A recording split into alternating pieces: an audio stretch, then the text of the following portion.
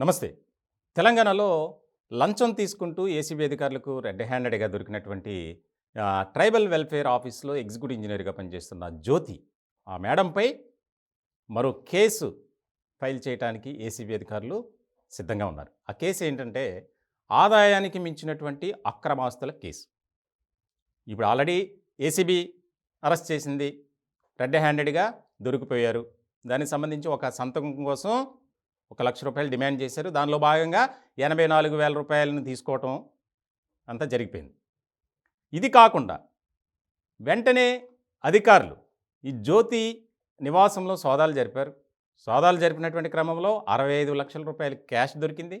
అలాగే కోట్లాది రూపాయలు విలువైనటువంటి కేజీల కొద్దీ బంగారు నగలు, అలాగే కోట్లాది రూపాయలు విలువైనటువంటి భూముల తాలూకు డాక్యుమెంట్స్, ఇంకా చాలా కీలకమైనటువంటివి డాక్యుమెంట్స్ దొరికాయి.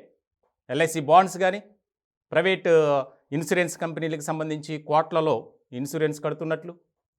ఇప్పుడు ఇవన్నీ స్వాధీనపరుచుకున్నటువంటి ఏసీబీ ఈ కేసు నమోదు చేస్తే ఇంకా చాలా కీలకమైనటువంటి వివరాలు రాబట్టాలి అనే ఆలోచన చేస్తున్నట్లు తెలుస్తుంది.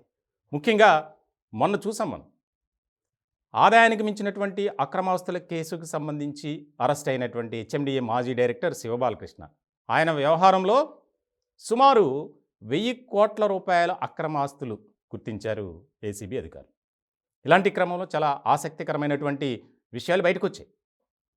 అదే తరహాలో ఈ మేడం కూడా ఉన్నారు. హైదరాబాద్ పరిసర ప్రాంతాల్లో కోట్లాది రూపాయలు విలువైనటువంటి భూములకు సంబంధించినటువంటి పత్రాలు, అలాగే ఆవిడ గతంలో పనిచేసినప్పుడు ఉమ్మడి ఆంధ్రప్రదేశ్లో చాలా చోట్ల పనిచేశారు. గుంటూరు కానీ, విజయవాడ కానీ, ప్రకాశం జిల్లా, నెల్లూరు జిల్లా, విశాఖ జిల్లా, ఇట్లా ప్రతి చోట ఆవిడికి ల్యాండ్స్ ఉన్నాయట. దానికి సంబంధించి ఆ కేసు నమోదు చేసి కోర్టులో మళ్ళీ పిటిషన్ వేసి ఆవిడని కస్టడీలోకి తీసుకుంటే వీటి తాలూకు అన్ని వివరాలు బయటకు వస్తాయి.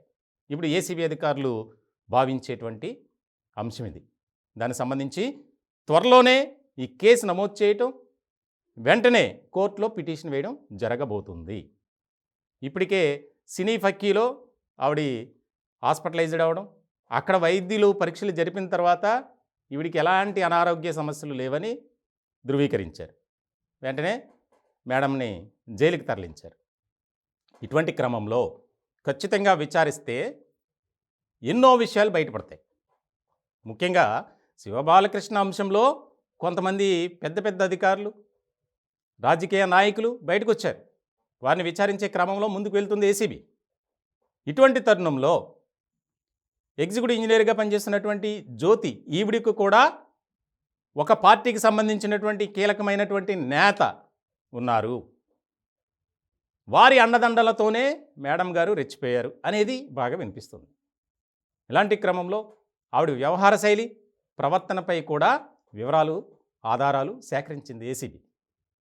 ఆవిడ ఎక్కడ పనిచేసినా చాలా అగ్రెసివ్గా ఉండటం, నిర్ణయాలు తీసుకోవటం, కింది స్థాయి సిబ్బందిని చాలా చులకనగా మాట్లాడటం, ఇవన్నీ చాలా ఫైండ్ అవుట్ చేసింది ఏసీబీ.